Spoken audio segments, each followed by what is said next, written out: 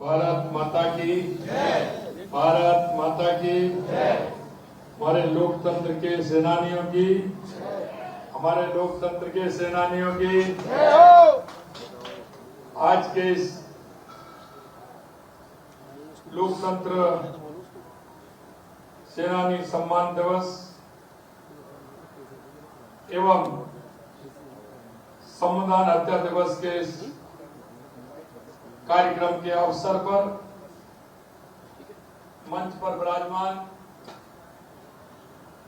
हमारे पार्टी के प्रदेश के अध्यक्ष, राज्यसभा के सांसद सम्मानीय मदन राठौड़ जी, कैबिनेट में मेरे साथी विधि एवं संसदीय कार्य मंत्री और इस जयपुर जिले के प्रभारी भाई जोगाराम पटेल साहब, हमारे बीच में हमारे राज्यसभा के सांसद, हमारे पार्टी के वरिष्ठ नेता, लोकतंत्र सेनानी सम्मानीय घनश्याम जी तिवारी साहब, हमारे सिविल लाइन के विधायक भाई गोपाल शर्मा जी, मेरे सामने बैठे सभी लोकतंत्र सेनानी और सभी मेरे भाई और बहनों, सबसे पहले तो मैं सभी लोकतंत्र सेनानियों को दिल की गहराइयों से उनका अभिनंदन करता हूं, वंदन करता हूं, उन सभी को मैं प्रणाम करता हूं।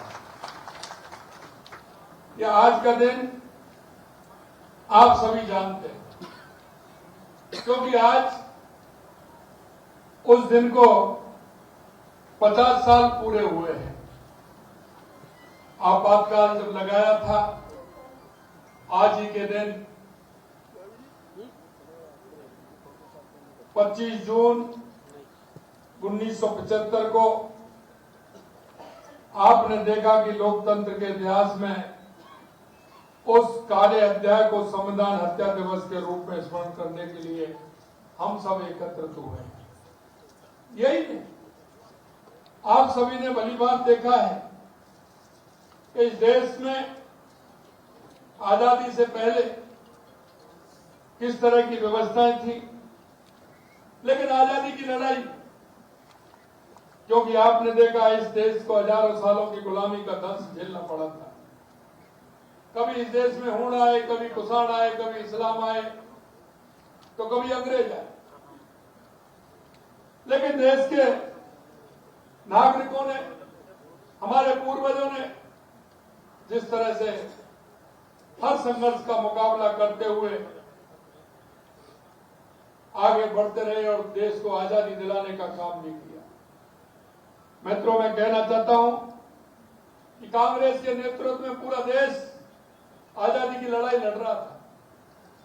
उसमें सभी लोग थे, पूरा जन था, उनके नेतृत्व में आजादी की लड़ाई लड़ रहा था। और उनकी आजादी की लड़ाई से पहले कुछ आधारित मूल्य थे जिसके लिए उन्होंने आजादी की लड़ाई लड़ी थी। वो चाहते थे हमारे संविधान हो, हमारे संविधान के हिसाब से हम काम करें, हमारे आने वाली पीढ़ी सुखी से रहे, उनको किसी तरह की कोई परेशानी नहीं हो। उन्होंने यातनाएं झेली थी, उन यातना इस तरह की थी, और देश की आजादी में भी उनका जितना बड़ा योगदान था। मित्रों, मैं इतना ही निवेदन करना चाहता हूं, आगे आने वाली पीढ़ी को भी कहना चाहता हूं कि उनके जो सपने थे, उन स्वतंत्रता सेनानियों के सपने अपने जीवन में पूरे नहीं हुए। वो अगर लड़ाई लड़े तो आने वाली पीढ़ी के लिए उन्होंने लड़ाई लड़ी, जिससे आने वाली पीढ़ी को ठीक प्रकार से संदेश दे सके, आने वाली पीढ़ी को वो बता सके। इसलिए उन्होंने संघर्ष किया और उन्होंने अपने आप को समर्पित कर दिया। आजादी के वो दीवाने जिन्होंने कुछ नहीं सोचा। कभी कभी मैं कहता हूं कि किसी मां से पूछा था, आपके 4 बेटे हैं, चारों के चारों बेटे आपके शहीद हो गए, आप क्या कहना चाहती? उन्होंने कहा अगर 5वां बेटा भी होता तो उसको भी अगर मां भारती के लिए शहीद हो जाता तो मुझे कोई दुख नहीं। इस तरह की आजादी के लिए जो हमारी माताएं, हमारे बुजुर्ग जो प्रेरित करते थे, आजादी मिली। लेकिन महात्मा गांधी जी ने कहा था कि आजादी मिल गई इस कांग्रेस को समाप्त कर दिया जाए, क्योंकि हर देश का हर नागरिक ने कांग्रेस के नेतृत्व में आजादी की लड़ाई लड़ी, लेकिन वो भी नहीं मानी। उसके बावजूद भी उन्होंने जिस तरह से तुष्टिकरण के आधार पर देश को चलाना चाहा, जो देश इस राष्ट्रवाद की धारा से चलना चाहिए था वो नहीं चला। तो देश के हमारे उस समय के उद्योग मंत्री डॉक्टर श्यामा प्रसाद मुखर्जी जी ने विरोध किया, और विरोध किया था कोई वो अपने काम के लिए नहीं किया, अपने स्वार्थ के लिए नहीं किया। वो तो बंगाल के रहने वाले थे, लेकिन उन्होंने विरोध दर्ज किया कश्मीर को लेकर के कि कश्मीर में धारा 370 का विरोध करते हुए उन्होंने कहा कि 2 विधान 2 प्रधान 2 निशान नहीं चलेंगे। और मैं आपको ये बात इसलिए कहना चाह रहा हूं, ये लंबी फहरिस्त है जिस तरह से आजादी की लड़ाई लड़ी गई थी, और जब देखा कि ये स्थिति ठीक नहीं है तो उन्होंने एक राष्ट्रवादी दल का भी गठन किया, और उस दल का गठन करके उन्होंने कहा कि देश तो चलेगा वो हमारी खुद की नीतियों से चलेगा, राष्ट्र की नीतियों से चलेगा और राष्ट्रवाद को लेकर के चलेगा। मित्रों, मैं आपसे इतना कहना चाहता हूं कि हमेशा इस कांग्रेस ने इसी तरह का काम किया है। और आपने देखा 25 जून 1975 को उन्होंने आधी रात को आपातकाल लगाकर हमारे लोकतंत्र की हत्या करने का काम किया, लोकतंत्र को कुचलने का काम किया। लोग कहते हैं, आज मैं देख रहा था कपूरचंद पुलिस जी का लेख था, उसमें था कि मैं उस दिन लाडनू में था, मुश्किल से आकर के मैंने घर पहुंचा, जयपुर में पहुंचा, और पता लगा कि उससे पहले तो कई जो विरोध के नेता थे, अखबारों के मालिक थे, पत्रकार थे, संपादक थे, उन सभी को गिरफ्तार कर लिया गया। यही नहीं, आपने देखा जिस तरह से उनके खिलाफ जो उन्होंने जिस तरह की घटना हुई, निश्चित रूप से कह सकते हैं कि लोकतंत्र सेनानियों ने उस समय जिस तरह का काम किया और उस लोकतंत्र में जो घटना घटी उसका विरोध किया। इन्होंने 18 महीने, 19 महीने, 20 महीने, 21 महीने तक उन्होंने जेल की यातनाएं सही। उनको किस तरह से परेशान किया गया। आप ही वो लोग हैं जिन्होंने एक बहुत नाजुक मोड़ में इस देश के लोकतंत्र को बचाने का काम किया, और मैं कह सकता हूं कि आपकी वो मजबूती करने और एक नई दिशा देने का काम जो आपने किया था, आज हमारा लोकतंत्र उसी स्तंभ पर खड़ा है। आपके द्वारा जो नींव एक बनाई गई थी, उस नींव के ऊपर हमारा लोकतंत्र है। मैं आपसे कहना चाहता हूं कि आज भारत दुनिया का सबसे बड़ा लोकतंत्र है। मुझे ये कहने में कोई संकोच नहीं कि आज भारत माननीय प्रधानमंत्री श्री नरेंद्र मोदी जी के नेतृत्व में दुनिया का सबसे मजबूत लोकतंत्र भी है। आपातकाल हमारे लोकतंत्र के इतिहास पर काला धब्बा है। तभी कांग्रेस सरकार ने अपनी सत्ता बचाने के लिए इमरजेंसी लगाकर विपक्षी नेताओं को जेल में डाल दिया। प्रमुख नेता जहां थे वही जेल में डाल दिया गया, उन्हीं जेल में बंद कर दिया गया, और अडवाणी जी, अटल जी बेंगलुरु में थे, उन्हें वहीं जेल में बंद कर दिया गया था। मीसा, DIR जैसे कानूनों को दमनकारी बनाया गया, न्यायपालिका को मजबूर किया गया, अभिव्यक्ति की स्वतंत्रता, प्रेस की आजादी, मौलिक अधिकारों का दमन किया गया।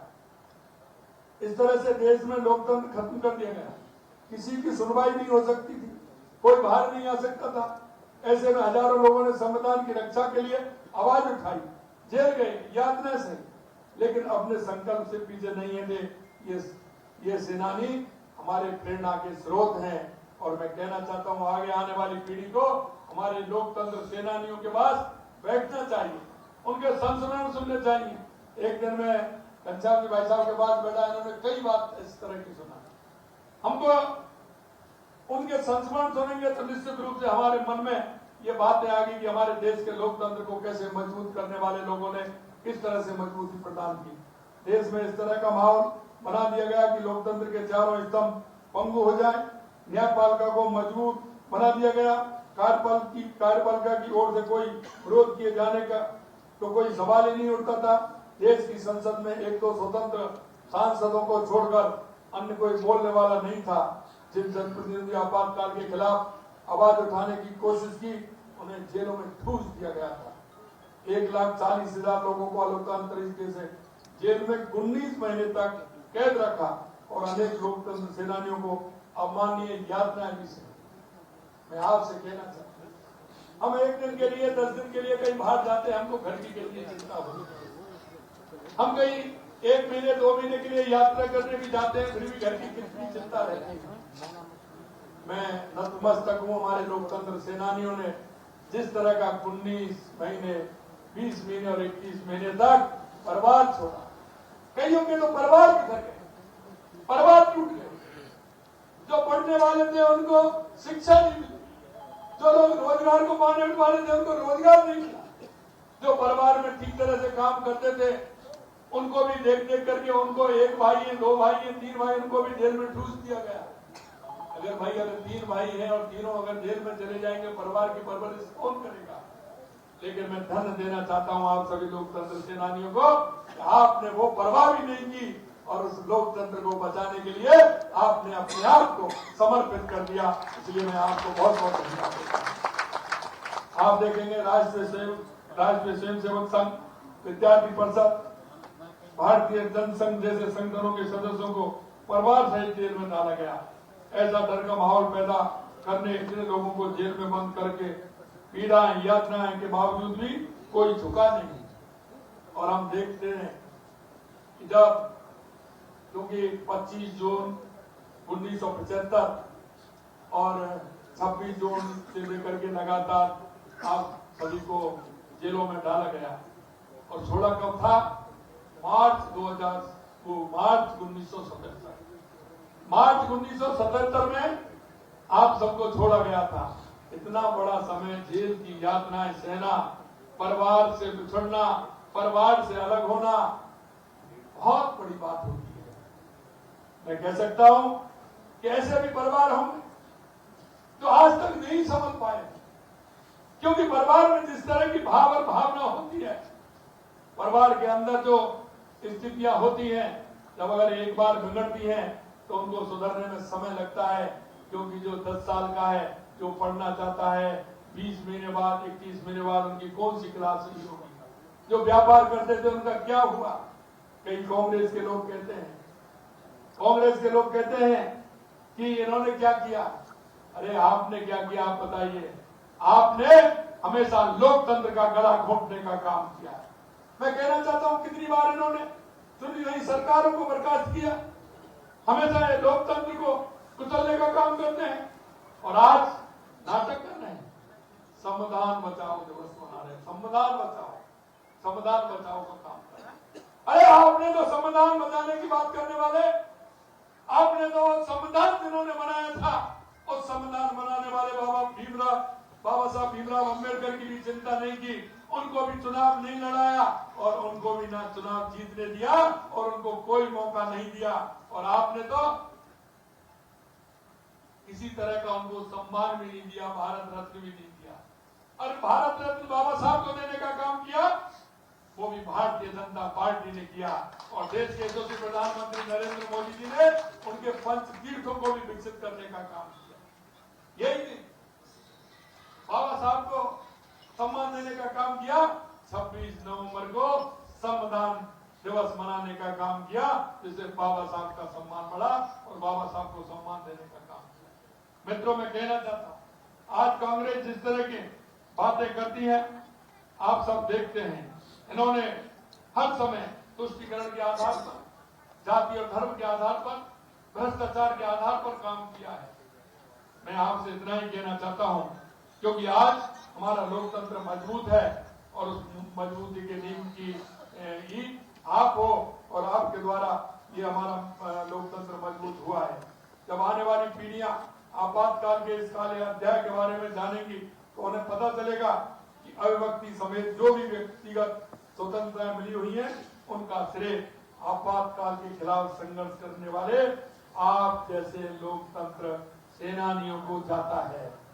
आपने देश में लोकतंत्र एवं संविधान को बचाने का जो संघर्ष किया, उसकी मूल भावना के अनुरूप ही देश के यशस्वी प्रधानमंत्री नरेंद्र मोदी जी ने देश में लोकतंत्र एवं संविधान मजबूत बनाने के लिए अनेक ऐतिहासिक कदम उठाए। माननीय मोदी जी ये है जिन्होंने संविधान दिवस मनाने की शुरुआत की, संविधान का सम्मान किया। साथ ही बाबा साहब अम्बेडकर के जीवन से जुड़े स्थानों को पंचतीर्थ बनाकर हमारे संविधान के शिल्पी बाबा साहब को सम्मान देने का काम किया। प्रदेश में हमारी सरकार बनते ही हमने तत्काल राजस्थान लोकतंत्र सेनानी सम्मान निधि को फिर से बहाल किया।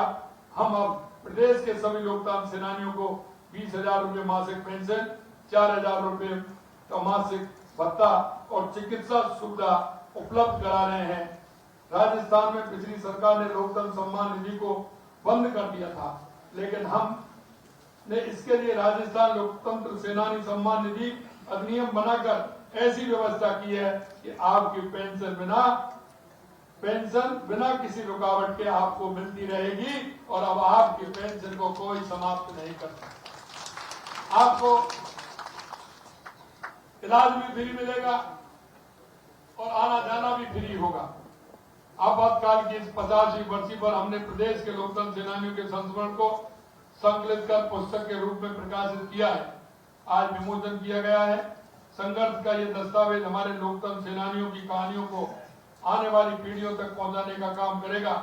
इस पुस्तक के माध्यम से हमारे युवाओं को पता चलेगा कि आज वे जिन अधिकार और स्वतंत्रताओं का उपभोग कर रहे हैं, उसके लिए हमारे लोकतंत्र सेनानियों ने कितनी बड़ी कीमत चुकाई है।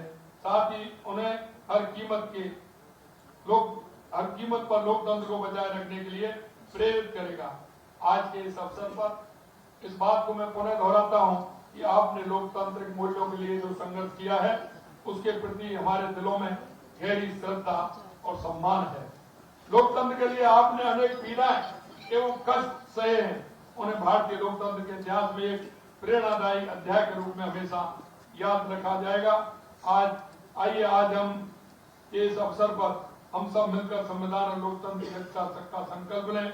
हम सभी ये प्रण करें कि लोकतंत्र, संविधान और स्वतंत्रता की रक्षा के लिए सतत प्रयत्नशील रहे।